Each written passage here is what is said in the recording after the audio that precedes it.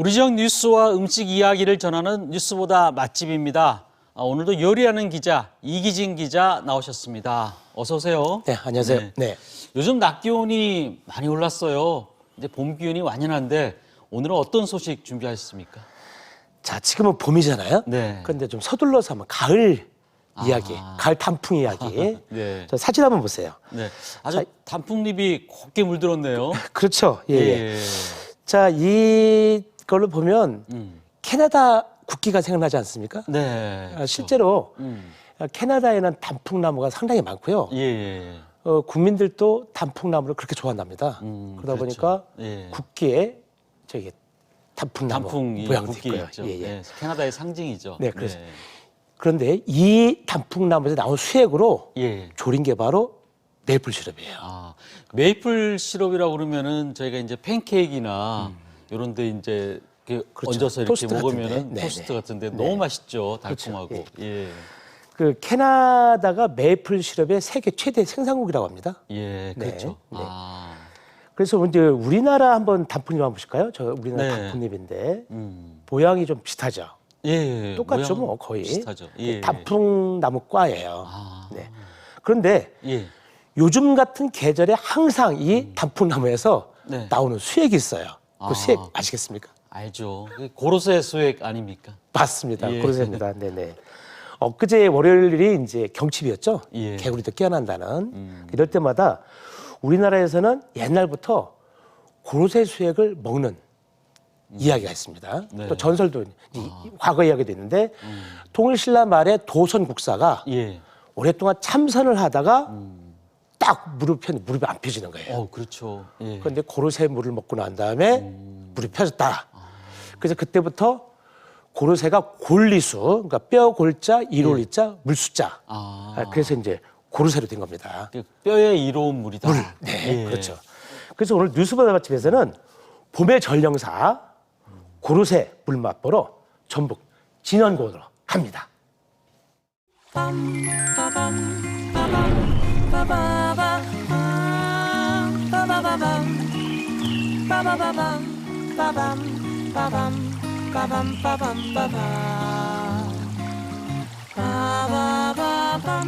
이 물이 완전 얼었었는데, 어우슈! 야, 참 이제 봄이 왔네. 다 녹았고 이제 정말 맑다. 그나저나 고르쇠는 언제 구경한대야? 따라 그대가 왜 이러는지 얼굴은 빨개지고 눈빛도 이상하고 집에 안 가고. 아니 저기 전화했던 고르쇠 사장님 맞아요? 아, 예. 아, 예, 안녕하세요. 반갑습니다. 아이고, 예. 아, 가만있어봐. 이게 가서 호수 있는 거 보니까 이게 고르쇠인가 보네. 네, 맞습니다. 이게 여러 나무를 예. 이 호스를 통해서 이 집수통으로 받는 겁니다. 그 지금 받고 있는 거야, 지금 현재? 모르겠습니다. 있는지. 한번 열어봐야 알겠는데요. 그래요? 예.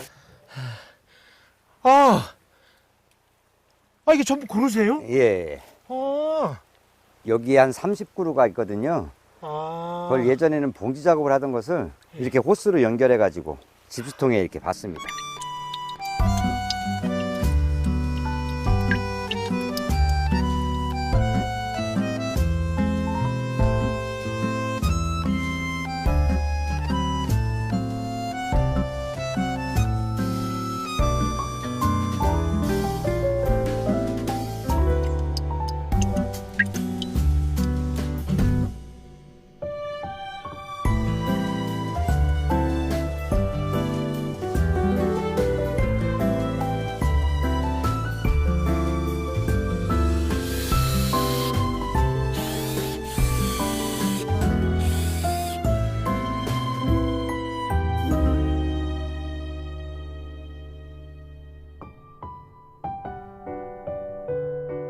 아니 이렇게 나무에 구멍 뚫어도 안 아파요? 괜찮아요?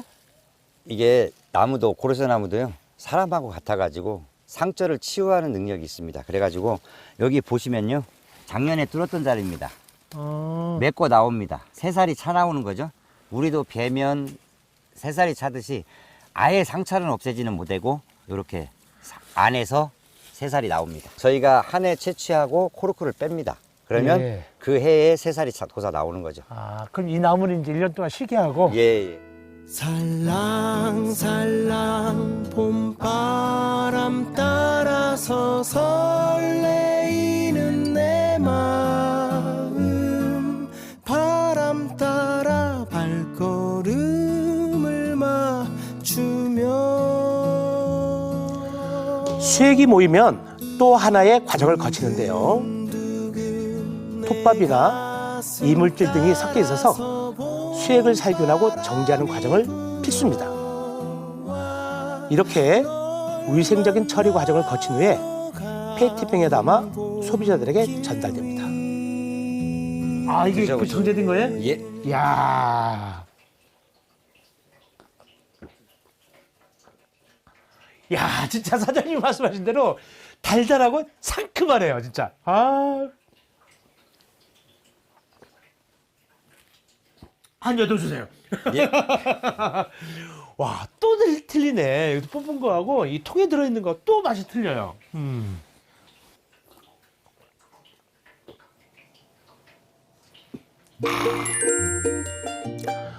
구로쇠물 한 잔 먹고 맛집을 찾아 나섭니다. 구로쇠물로 밥도 하는구나. 어떤 맛일까?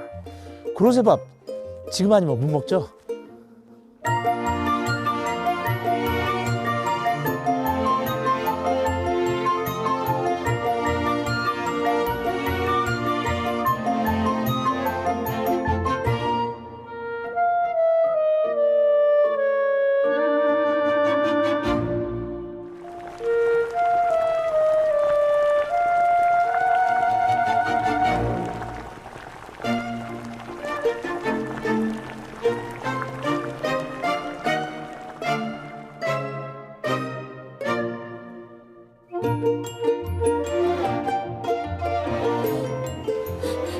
야, 진안군 해발 400m인가? 공기가 다르네, 공기가 달라. 야, 진짜. 이거. 그게 이 써붙였던 그 구로쇠밥이에요, 이게? 네. 와. 근데 진안은 이제 고원이잖아요, 그죠? 네. 그래서 보니까 먹거리도 풍부하다고 그러던데. 네. 이거 자랑할 만한 거 있어요? 자랑할 게 너무 많은데요. 좀 이거 막 볶던데. 네. 이게 표고인가요? 네. 저희 집 자랑거리예요. 저희 집에서 직접 재배해서 이 표고버섯을 제가 요 표고버섯 네. 직접 재배한 거요? 네, 집에서? 네. 진안 고원에서 나와서 향이 진하고 이렇게 손님들이 많이 이게 강하네. 찾고 맛있다고 그래요. 그래요. 진짜 버섯 같네. 네. 표고버섯. 네. 아무튼 잘 먹을게요. 네네. 예.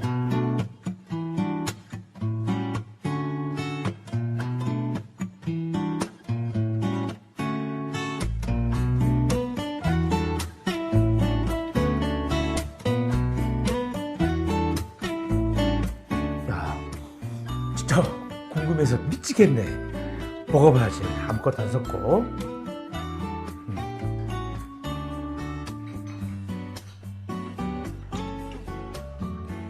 야, 다르네. 달근한 맛. 와, 좋은 쌀로 밥한 것처럼. 보세요, 윤기도 막 짜라라 그러고 밥알도 탱글탱글한데 입에서 먹으면서 딱딱 굴러가면서 단맛이다, 단맛. 약간 설탕 뿌린 것 같아. 응?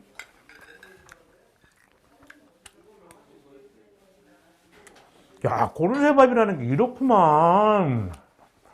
전 고로쇠 수액을 항상 봄에는 먹거든요. 그런데 집에 가서 해 먹어봐야 되겠네. 반찬도 진짜 보세요.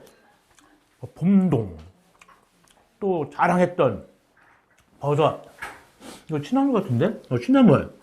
야, 봄이 화려한데도 불구하고 요거 없이도 밥 한 그릇은 뚝딱 먹을 수 있겠네. 자, 그럼 본격적으로 봄을 제 입안에 넣도록 하겠습니다. 보니까, 야, 진짜 이거 좀 아까 제가 한번 향을 맡아봤는데요. 진짜 달라. 여기가 해발 400m 정도잖아요. 그러니까 일교차도 심하고, 그리고 용담댐 상류라 이 농작물 같은 거 키울 때, 재배할 때 농약 같은 거 안 쓴다고 그래요. 그래가지고 아주 맛이 좋습니다. 요거 표고버섯 올린 고로쇠 밥.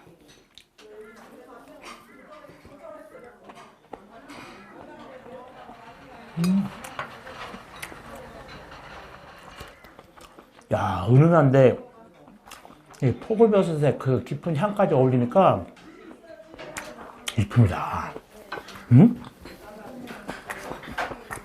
그리고 이 집이 원래 송어를 파는 집인데 고르쇠 수액밥에다가 또 송어를 또 딱 하나 올렸네. 이야, 색깔도 예쁘고.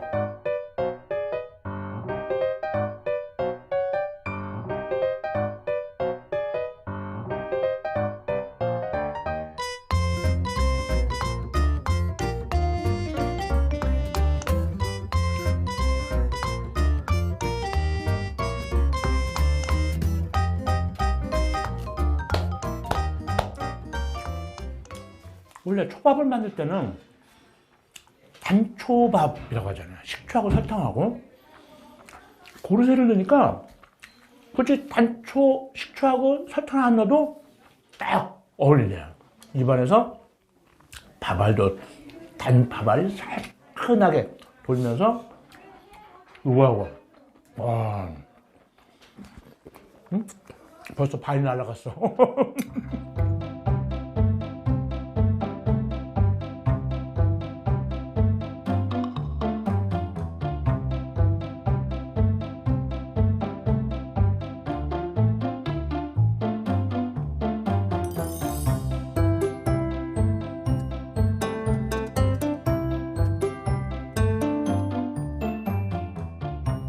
대학교 때는 대전 주변에 마땅히 아주 경치 좋은 곳이 없었어요. 그래가지고 그 운이랑 발이랑 MT를 많이 왔었죠.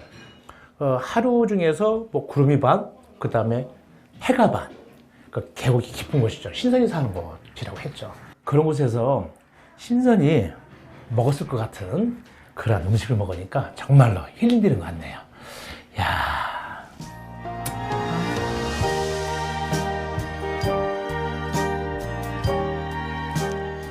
희망의 계절 봄, 산골짜기를 흐르는 맑은 물이 나무를 살려주고 나무는 달콤한 수액을 사람들에게 나눠줍니다. 자연의 품이 삶이 터전인 진안 운정산에 봄이 무르익고 있습니다.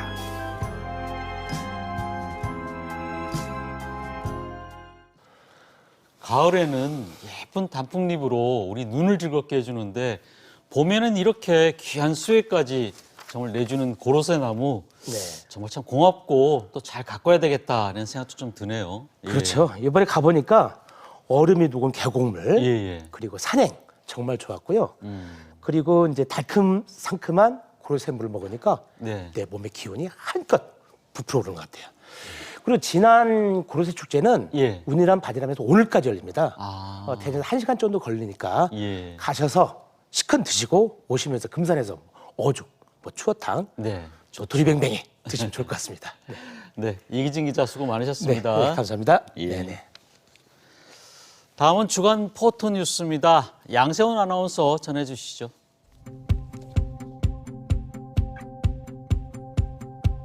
사진을 통해 한 주간의 뉴스를 정리해보고 누리꾼들의 다양한 반응을 살펴보는 주간 포토 뉴스입니다. 오늘도 3가지 소식 준비했는데요. 첫 번째 사진 보겠습니다. 만물이 깨어난다는 경칩을 맞아 개구리와 맹꽁이가 겨울잠에서 깨어났습니다. 봄꽃들 역시 기지개를 켜기 시작했는데요. 태안군 가이도에는 복수초와 노루기가 꽃망울을 터뜨렸습니다. 또 천연기념물로 지정된 서천 마량리 동백나무 숲에도 동백꽃이 피기 시작하면서 꽃구경 나온 시민들도 봄 기운을 즐기며 행복해 보입니다. 누리꾼들도 봄 소식에 설렘 가득한데요. 꽃이 예쁜지 내가 예쁜지 물어보니까 본인이 제일 예쁘다네요. 귀여워서 봐준다. 겨울잠 깬 개구리를 보니까 오랜만에 동요 생각나네요. 개굴 개굴 개구리 노래를 한다 라는 댓글들 살펴봤습니다. 3년 만에 마스크 벗고 맞이하는 봄, 이번 주말에는 가족들과 봄나들이 즐기시는 것도 좋겠네요. 다음 소식입니다. 3.8 민주의거는 대전 지역 학생들이 불의에 항거한 학생운동인데요. 충청권 최초의 민주화 운동으로 2018년 국가기념일로 지정됐습니다. 63주년을 맞아 3.8 민주의거 기념탑에서 묵념호, 대전 컨벤션센터에서 기념식을 가졌는데요. 후배 학생들이 참여하면서 선배들의 정신을 이어가는 뜻깊은 자리가 됐습니다. 누리꾼들 역시 마음으로 함께하며 그 숭고한 뜻을 기리고 있는데요. 저희 학교 선배님들도 3.8 민주의거에 함께하셨습니다. 이제 후배들이 3.8 정신을 이어나가겠습니다. 의거 참여자들이 학생들 손을 잡고 목적교를 건너는 장면에서 눈물이 당신들의 용기에 경의를 표합니다. 라는 댓글들 살펴봤습니다. 역사를 잊은 민족에게 미래는 없다는 말처럼 오래오래 3.8 민주의거 정신이 계승되길 기원하며 오늘의 마지막 소식 보겠습니다. 봄 가뭄이 이어지며 3월 들어 전국에서 하루 10여 건 이상의 산불이 발생하고 있습니다. 정부는 산불 방지 대국민 담화를 내기도 했는데요. 우리 지역에서도 2주 사이 22건의 산불이 발생해 큰 피해를 가져왔습니다. 누리꾼들도 산불 예방에 한 목소리를 내고 있는데요. 불장난하면 밤에 큰일 나는 거 다들 아시잖아요. 제발 조심해요, 우리. 작년 이맘때에도 큰 산불이 났었는데 올해는 산에 미안할 짓 하지 말자고요. 라는 댓글들이 있었습니다. 아무리 강조해도 지나치지 않은 산불 조심. 산림과 100m 이내의 지역은 소각행위가 금지되었으니 각별한 주의가 필요해 보입니다. 지금까지 주간 포토뉴스였습니다.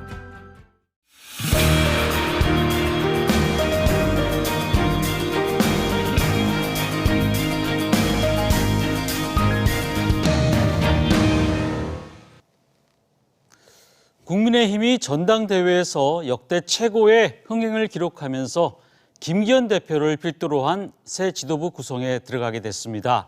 하지만 개파 간 갈등이 깊어지면서 통합에 대한 부담도 커지고 있는데요. 여야 모두 내부 분열이 심해지는 상황에서 정치권이 나아갈 방향에 대해서 짚어보는 시간 마련했습니다. 오늘 함께 토론해 주실 두 분 소개해 드립니다. 네, 국민의힘 대전 서구갑 조수연 당협위원장 나오셨습니다. 안녕하세요. 네, 어서 오세요. 네, 박수연 전 대통령실 국민소통수석 나오셨습니다. 어서 오세요. 안녕하십니까? 네. 네, 김기현 후보가 최종 52.9%를 득표하면서 국민의힘의 새 당대표로 선출이 됐는데요. 먼저 조 위원장님 예측하셨습니까? 과연 이제 저희들 초미의 관심사는 예.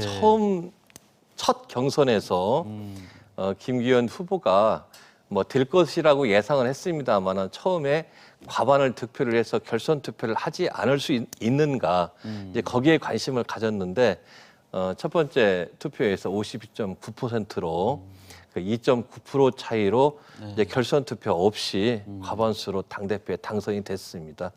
근데 이제 중간 경선 중후반으로 넘어가면서부터는 김기현 대세론이 상당히 광범위하게 퍼져 있었기 때문에 김기현 후보가 당선되리라는 것은 당원들 사이에서는 많이 예상이 됐었습니다. 아, 예상이 됐었군요. 네. 예. 박수선님, 지난번에 나오셨을 때도 아마 그렇게 될 것이다 예측했는데 예측이 맞았어요. 제가 개인적으로는 52% 정도 득표할 것이다 이렇게 예상을 했었거든요. 근데 이제 그보다 조금 더 나왔는데 그 근거는 뭐냐면 지난해 국민의힘 대통령 후보 경선 과정에서 그 당시도 사자구도였는데요. 그때 윤석열 후보께서 57.7%를 득표해서 후보가 되셨습니다.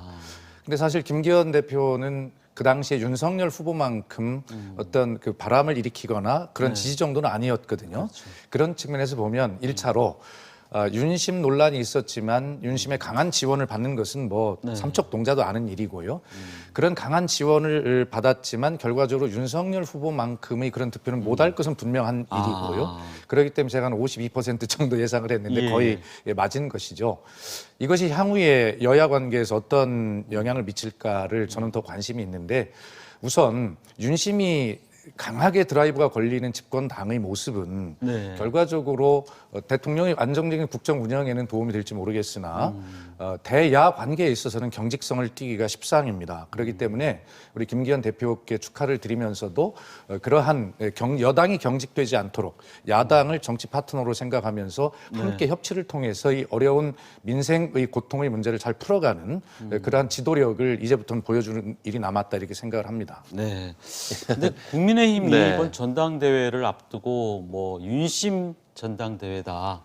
그래서 특히 이제 그 전에 뭐 유승민 후보, 나경원 네, 후보를 낙마시키고 네. 또 안철수 후보까지 견제를 하면서 네. 이 너무 좀 심하게 개입하는 게 아니냐 대통령실이 그런 얘기가 많이 나왔었거든요. 네, 네. 어떻게 보셨어요? 아, 네. 근데 저는 뭐 일선 당협위원장인데 네. 사실은 어떤 무슨 뭐 당의 핵심부나 이런 분들한테서 전화 한 통화 받은 적이 없습니다. 아, 그래요? 예, 그래서 외부에 알려진 것보다 뭐 대통령이나 용산 대통령실에서 그렇게 깊게 관여한 것은 아니다. 그런 말씀을 좀 드리고 싶고요. 그 우리 국민의힘 당원들은 어떤 그 트라우마 같은 걸 가지고 있습니다. 네. 그래서 당 대표가 대통령이나 대통령 후보와 그 반목을 하면서 독자적인 목소리를 내는 바람에 사실 지난번 대통령 선거라든지 그 이전에 상당히 어려운 그 상황이 많이 있었거든요. 네. 거기에 대해서 그 책임당원들 어떤 경계심 같은 걸 가지고 있었기 때문에 아 이번에는 좀 대통령실과 네. 당대표가 정말 같이 보조를 맞추고 이견이 있다면 기자들한테 먼저 말하지 말고 내부적으로 조율해서 원만하게 해결할 수 있는 그런 집권당의 모습을 한번 보고 싶다. 그런 그 책임당원들의 전반적인 의견 일치가 아마 이런 선거 결과가 나온 것 같습니다. 네. 뭐 출마도 안 하신 분들에 대해서 말씀드리기는 어려운데 우리 유승민 후보께서는 당원들의 마음을 사는 것부터가 먼저 가장 큰 숙제였던 네. 것 같고요. 그래서 아마 이번에 출마를 자제하신 것 같고 또 나경원 후보 역시 아마 좀 나오고는 싶어 하셨던 것 같은데 이분 역시 환경기후 대사라든지 저출산 대책위원회 부위원장 같은 과정에서 중책을 조금, 예. 맡고 계시고 그걸 임명받으신 지 얼마 안 되는 차원에서 또 그것을 그만두시고 당대표 출마하는 것도 역시 여러 가지 무리가 아닌가 싶어서 이런 여러 사람들의 그 우려 어린 그 걱정을 듣고 네. 스스로 출마를 접으신 것으로 그렇게 알고 있습니다. 알겠습니다. 그런데 사실 그 주위에서도 보면은 의외로 대통령실이 많이 개입하다 보니까 안철수 후보나 뭐 천하람 후보나 이 또 황교안 후보를 응원하는 분들도 있더라고요. 이 반발심 같은 것 같은데 네. 네. 최소한 47% 이상은 지금 비윤 아닙니까? 그렇죠? 그렇습니다. 예, 어떻게 보세요? 이거는 뭐 당연한 인지상정이라고 저는 생각을 하는데요. 어떤 사람이 지나치게 많은 것을 가지고 있다면 거기에 대해서 좀 경계하고 반발이 생기는 것은 당연하지요. 네. 김기현 후보가 윤심이 실린 후보다라고 하는 것은 우리 조수현 위원장님께는 당에서 전화가 안 왔지만 그것은 이미 전화를 하지 않아도 당의 흐름을 다 알고 계시기 때문에 그랬을 거라고 생각하는데 저는 이 지점이 어떻게 보면 그렇게 지원을 했음에도 불구하고 2.9%밖에 나오지 않은 것은 문제라고 아마 대통령실이나 당 지도부는 생각을 하고 있을 거예요. 뭔가 위기의식도 있을 것이고요. 그러나 전체적으로는 이렇게 그런 반대 의견이 많이 살아있는 것이 당을 아주 건전하게 만들고 그것을 집권당답게 만드는 길이라고 생각하거든요. 그래서 저는 이번에 국민의힘 내의 어떤 개혁 보수 이 세력이 얼마나 될 것인가 하는 것을 또 관심 있게 봤는데 역시 만만치 않게 나온 것을 봐서는 뭐 민주당으로서도 이 경계해야 될 부분이라고 생각을 합니다. 당장은 그러나 전제 조건은 김기현 대표가 오늘 토론의 주제대로 어떻게 이것을 통합하고 살려갈 것이냐 하는 지도력을 보여주는 것이 전제가 되겠습니다만 당내에 저런 어떤 개혁 보수의 그런 세력들이 당원들이 만만치 않게 있다라고 하는 것은 오히려 국민의힘을 건강하게 만들 수 있는 요소가 된다 이렇게 보고 다만 그 전제가 당을 그렇게 포용적이고 개방적으로 끌고 가려고 하는 김기현 대표의 지금부터 리더십이 그것을 가능하게 할 것이다 이런 전제를 말씀드립니다. 근데 한편에서 윤석열 대통령의 당무 개입이 더 심해지는 게 아니냐 이렇게 또 보는 분들도 계시더라고요. 네. 이게 이제 결과적으로 내년 총선 때까지 이제 그런 것들이 예. 좀 강하게 작용할 것이고요. 김기현 대표가 하신 말씀 중에 눈빛만 봐도 대통령의 뜻을 아는 당 이렇게 말씀하셨는데 네. 그렇기 때문에 걱정이 되는 것은 아까 제가 경직성을 말씀드렸잖아요. 그래서 대통령께서 이제 총선 때까지는 그런 욕심에 사로잡힐 수가 있습니다. 네. 스스로 그것은 대통령께서 경계하셔야 될 부분이라고 생각을 하고요. 아마 총선을 전후해서 보면 네. 그러한 리더십의 상처나 분열이 있을 수 있는 그런 요소가 상당히 많이 있는 것이 사실이죠. 윤 대통령이 이번에 이제 전당대회 처음으로 네. 박근혜 대통령 이후에 참석을 해서 그 어떻게 보면은 이제 뭐 당의 내용을 달래고 원팀 단일 대우로 가자 뭐 이렇게 이런 식으로 이제 좀 얘기를 하셨는데 어떻게 보세요? 이게 어쨌든 지금 윤 대통령과 김기현 대표는 뭐 당정이 한 몸이다 이렇게 보는 것 같은데 문제는 총선이지 않습니까? 그렇습니다. 예. 총선에서 승부수로 통할 수 있을 거라고 보십니까? 어떻게 보세요? 일단 뭐 저는 전당대회에 있었던 사람으로서 예. 확실히 대통령께서 이제 참석을 하시고 또 전당대회 축하도 해주시니까 뭐 그 현장 분위기는 굉장히 업뛰고 네. 아무튼 좋았습니다. 그래서 뭐 대통령이 그 뭐 1호 당원이라고 하지 않습니까? 전당대회에 참석을 해서 축하 메시지를 보내는 것은 한편으로는 뭐 당연하다고 생각을 하고요. 그다음에 아까 우리 그 박수현 의원님께서 말씀하셨다시피 이제 김기현 그 신임 당대표의 숙제는 얼마나 대통령실과 조율을 하고 또 민주당과의 관계에 있어서 원만하게 국정을 풀어가는 것은 아마 그분의 앞으로의 숙제가 아닐까 싶고요. 아마 사선의 국회의원이시니까 원만하게 잘 하시리라 믿고 또 이분이 당선된 측면도 특유의 친화력이 굉장히 좋으세요. 그래서 그런 걸 기초로 해서 잘 해결이 되리라고 생각을 합니다. 또 뭐 이번에 화두도 계속 내년 총선이었는데 사실 내년 총선은 우리 국민의힘은 그 김기현 당대표라는 간판으로 치른다기보다는 그 윤석열 대통령이 집권한 지 2년이 됐으니까 그 2년의 성적표로 치른다고 생각을 하고 있습니다. 네. 그래서 총선의 그 간판은 어쨌건 우리 국민의힘은 대통령의 치적, 업적, 성과 네. 이런 걸로 볼 수밖에 없는 것이고 그렇다면은 당대표와 대통령이 온 힘을 다 합쳐서 그 민심을 얻고 국민의 눈높이에 맞는 앞으로의 1년을 보낸다면 우리 국민의힘은 충분히 총선에서 승리할 수 있으리라고 봅니다. 전당대회를 치르면서 이제 안철수, 천하람 또 황교안 후보가 나름대로 뭐 득실이 있을 것 같았습니다. 그런데 어떻게 보세요? 안철수 후보는 좀 득이 있었다고 보세요. 일단 철수는 안 했어요. 철수를 안 한 것만 해도 예. 큰 성과겠죠. 예. 그런데 안철수 후보가 제가 늘 방송에서 지적을 했습니다만 이 경선에 나오면서 자기 포지셔닝을 실패했어요. 자기 위치를 잡는데 예. 왜 그러냐면 소위 친윤 후보가 지금 눈에 보이는데 네. 그렇다면 의도하지 않더라도 자연스럽게 비윤이나 반윤의 색채를 명확하게 했어야 천하람이나 황교안에게 가는 특히 천하람에게 가는 표들을 결집을 시킬 수 있었는데 그걸 못하고 한편으로는 저는 대통령을 믿습니다라고 반윤이나 친윤은 아니었단 말이에요. 그런데 결과적으로는 반윤핵관의 태도를 취했어요. 예. 그것은 결과적으로 명확치가 않은 것이 무엇이든지.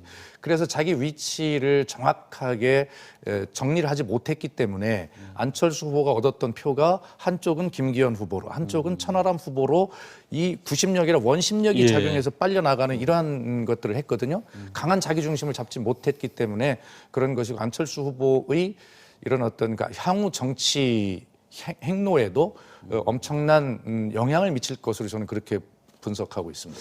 어떻게 보십니까? 안철수 후보가 좀 앞으로 비윤, 반윤의 기치를 내걸까요?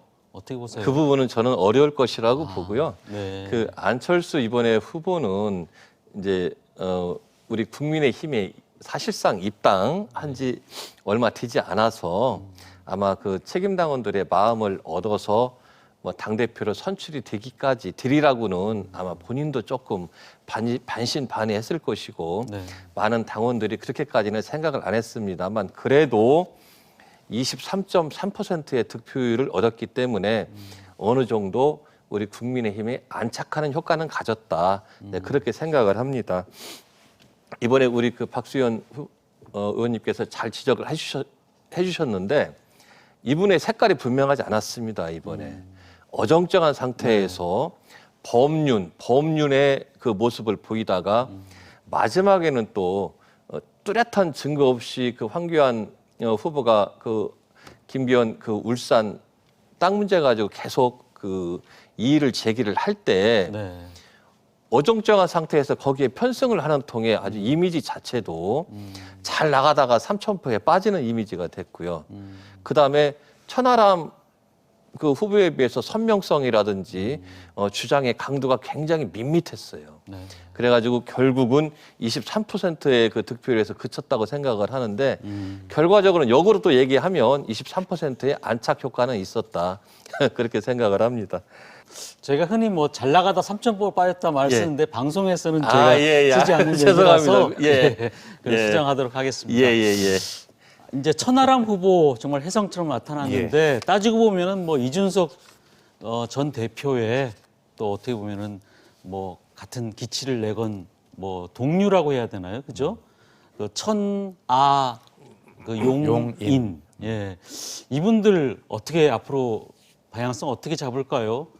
그것이 아마 이준석 전 대표의 기회이기도 하고 그것이 한계이기도 한 것을 동시에 보여주었습니다. 천하람 후보가 선전은 했지만 결과적으로 저는 20%를 넘을까라고 하는 것을 저는 개인적으로 기준으로 봤는데 좀 못 미쳤지요.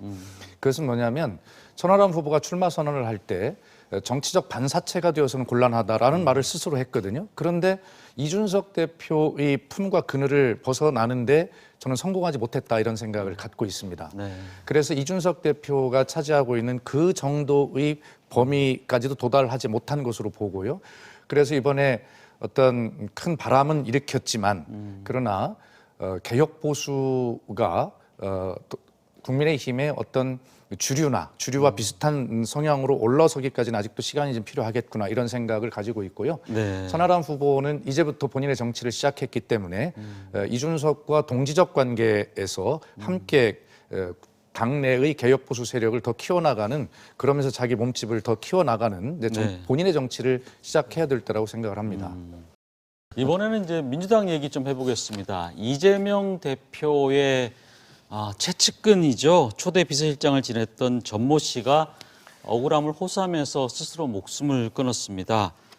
그동안 이제 성남 FC 불법 후원금 관련해서 의혹 관련해서 검찰 수사를 받아왔는데요. 이 대표와 관련돼서 숨진 분이 벌써 여러 분째입니다. 이 대표는 이제 검찰의 과도한 압박 수사 때문이지 나 때문이냐 이렇게 이제 얘기를 했다고 해요. 근데 한편에서는 뭐 이렇게 먼지 털기식 하는데 어떻게 견디겠느냐 이렇게 또 뭐 검찰의 광기다 이렇게까지 표현하셨다고 하는데 어떻게 보셨습니까? 예, 이재명 대표가 본인이 직접 이거에 대한 평가를 한 말씀이 계시기 때문에 제 개인의 말씀 평가를 드리는 것보다는 이재명 대표의 말씀으로 대신하겠고요. 우리 조수현 위원장님께서 이제 검사 출신이신데 뭐 이런 말씀 드려서 죄송합니다만 우리 국민들은 검찰과 법원에 대한 신뢰가 아직도 많이 있습니다.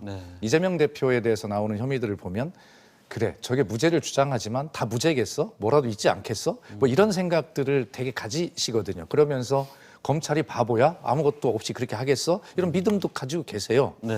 그러나 검찰 조사를 받아본 사람은 그 내용을 압니다. 우리 조수현 위원장님께 죄송하다고 제가 말씀을 드렸는데요. 특히 정치 사건을 수사하는 검찰은 정치 검찰이 되는 거예요.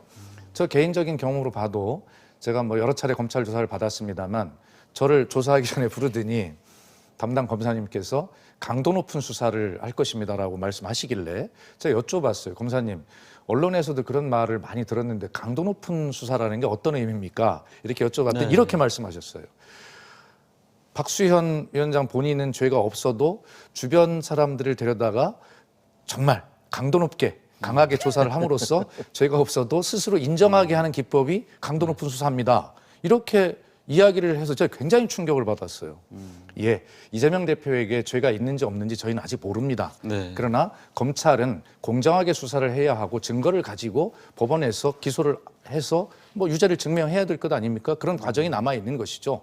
이런 과정 속에서 이재명 대표 주변 측근들이 벌써 5명째 임명을 달리했고 이번에 그 유명을 달리하신 분께도 명복을 빌고 참 국민께 송구스럽다는 말씀을 드리지만, 그러나 이재명 대표는 이것이 검찰의 강압적이고 폭압적인 이러한 수사에서 비롯된 것이다라고 주장을 하고 있는 것인데, 이런 문제들을 나중까지 한번 잘 지켜보면서 평가를 해야 할 문제지, 지금 검찰이 어떻다 뭐 이렇게 평가를 할 수는 없는 문제이고요.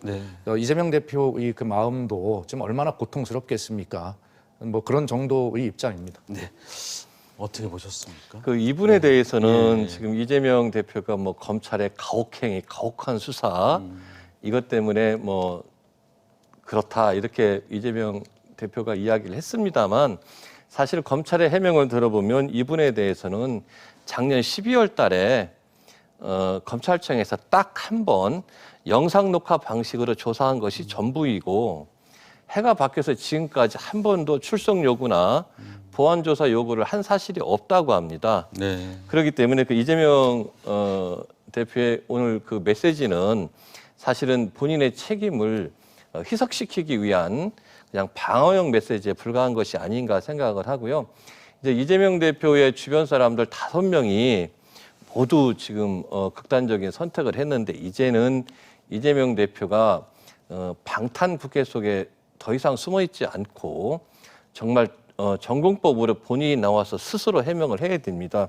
이분은 오늘 그 돌아가신 이분은 단순한 뭐 이재명 대표의 측근이 아니고 언론을 통해서 보니까 네이버 담당 창부로서 네이버가 그 성남 FC의 후원금 방식으로 뇌물을 지급하는데 직간접적으로 관여하신 분이라고 합니다. 그러면 법률적으로는 당연히 그 공범의 수사를 받는 것은 당연한 것이고요. 거기에 대해서 작년에 딱 한 번 영상 녹화 받은 걸 가지고 이분께서 소가래를 하시다가 잘못된 선택을 하신 것 같은데, 또 이분 유서에 보면은 뭐 이재명 대표에게 모든 걸 내려놓고 다 내려와라라는 내용도 있는 것으로 보이는데, 며칠 더 지나 보면 아마 더 진상이 규명되지 않을까 생각을 합니다. 알겠습니다. 요것 좀 한번 여쭤볼게요. 이재명호로 총선까지 항해할 수 있을까요? 그거 좀 여쭤보겠습니다. 뭐 당연히 뭐 그렇게 되기를 저희들은 바라고 있는 것이지만요. 그러나 현재의 상황은 어려워 보이지 않습니까? 검찰이 아무리 증거가 없이 기소를 했다 하더라도 뭐 진술의 뭐 일관성이나 구체성 뭐 이런 거 가지고도 이제 유죄가 될 수 있는 것인데요. 그러나 저희들이 바라기는 유동규 등을 비롯한 이 사건 관계인들이 본인들의 재판 과정에 유리한 판결을 받아내기 위해서 뭐 하는 여러 가지 뒤바뀐 진술들, 이런 것 가지고 이제 기소를 제1야당 대표로 한 것인데요. 뭐 법원이 잘 판단할 거라고 보고, 다만 저는 이제 그 5가지 기소 내용이 있는데, 그중에 공직선거법에 관련된 재판이 제일 먼저 시작이 될 것이고요. 예를 들어서 뭐 9가지가 무죄인데 1가지 정도라도 유죄가 나왔다.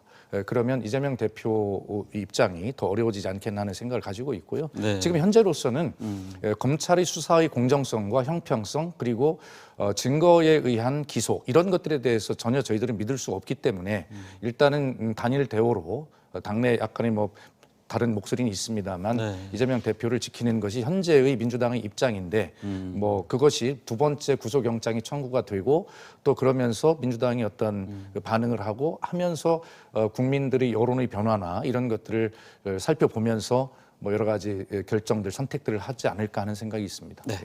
짧게 어떻게 전망하십니까? 저희는 국민의힘은 우리끼리 뭐 농담 삼아 이야기할 때에는 이재명 대표가 더 오랫동안 민주당 대표로 있었으면 좋겠다 이렇게 농담 삼아 이야기도 합니다만은, 객관적으로 보면 그 당 장악력이라든지 리더십에 지난번에 그 불체포 그 체포 결의안 표결에서 또 알다시피 그 리더십에 큰 상처를 입은 게 아닌가, 또 이번에 자기의 그 정말 신복 중의 신복인 전 비서실장의 극단적인 선택 같은 걸 종합해 보면 아마 민주당의 이재명 대표가 더 오랫동안 당의 대표로 하기에는 좀 어렵지 않나, 그런 예상을 해봅니다. 알겠습니다. 두 말씀 여기까지 듣도록 하겠습니다. 총선을 앞두고 뭐 여야가 통합이 될지 분열이 될지는 좀 더 지켜봐야 되겠지만, 또 이를 지켜보는 국민들 입장에서는 뭐 계속 혼란스러움이 계속될 것 같습니다. 뉴스크레이트 시선 오늘 순서는 여기서 마치겠습니다. 네, 건강한 휴일 보내시고 저희는 다음 이 시간에 다시 찾아뵙겠습니다. 네, 함께해 주신 여러분 고맙습니다.